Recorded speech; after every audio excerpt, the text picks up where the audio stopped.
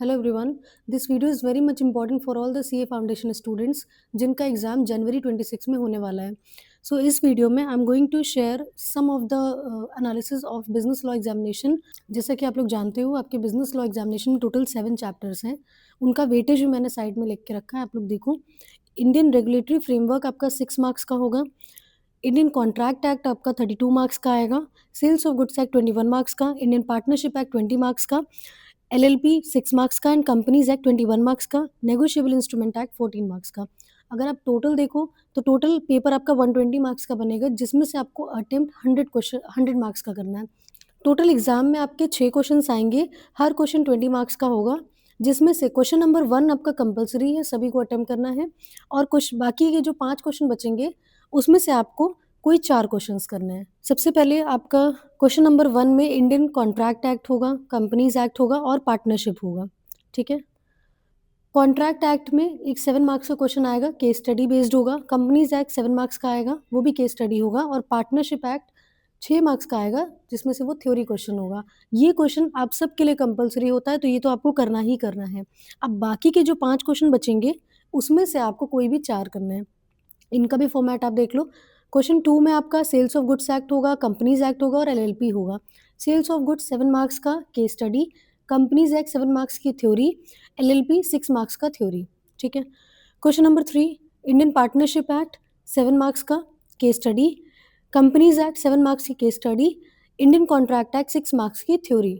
Question number 4, Indian contract act 7 marks की case study, negotiable instrument act 7 marks की theory, regulatory framework आपका 6 marks का theory आएगा। 5 में sales of goods act 7 marks की case study होगी, इंडियन पार्टनरशिप एक्ट 7 मार्क्स का theory, contract में फिर से 6 मार्क्स की थ्योरी होगी, नेगोशिएबल में 7 मार्क्स का केस स्टडी। क्वेश्चन नंबर 6 में नेगोशिएबल आएगा 7 मार्क्स का केस स्टडी, कॉन्ट्रैक्ट एक्ट होगा 6 मार्क्स की theory and sales of goods act होगा आपका 7 मार्क्स की थ्योरी, ठीक है।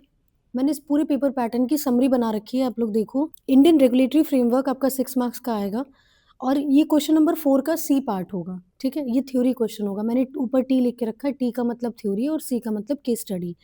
कॉन्ट्रैक्ट आपका 32 मार्क्स है। आप देखो मैंने पूरा लिखा हुआ है कि ये कहाँ-कहाँ आपको देखने को मिलेगा, कौन से क्वेश्चन का कौन सा पार्ट कॉन्ट्रैक्ट एक्ट से होगा और उसमें से भी कौन सा केस स्टडी होगा, कौन सा थ्योरी होगा।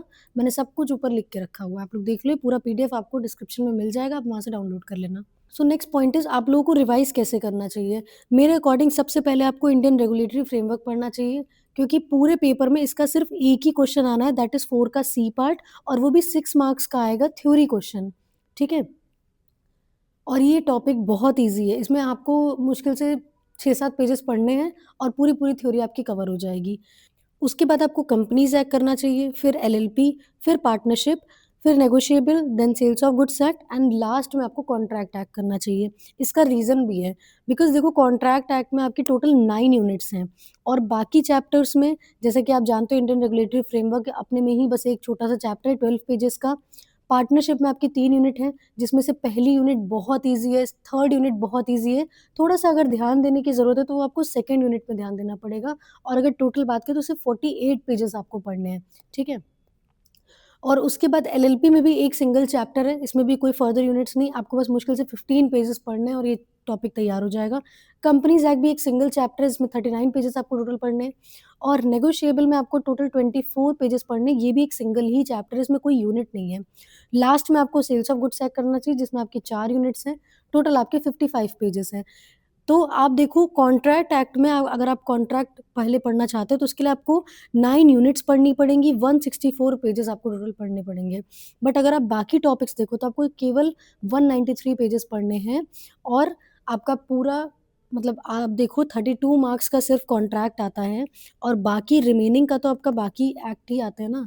तो मेरे हिसाब से आपको पहले ये अदर टॉपिक्स तैयार करने चाहिए, लास्ट में आपको कॉन्ट्रैक्ट पढ़ना चाहिए, ठीक है।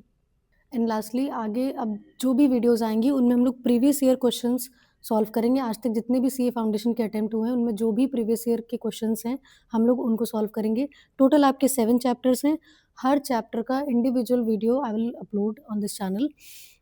कल की वीडियो में इंडियन रेगुलेटरी फ्रेमवर्क के जितने भी प्रीवियस ईयर क्वेश्चंस हैं वो सॉल्व करेंगे हम लोग। Thank you.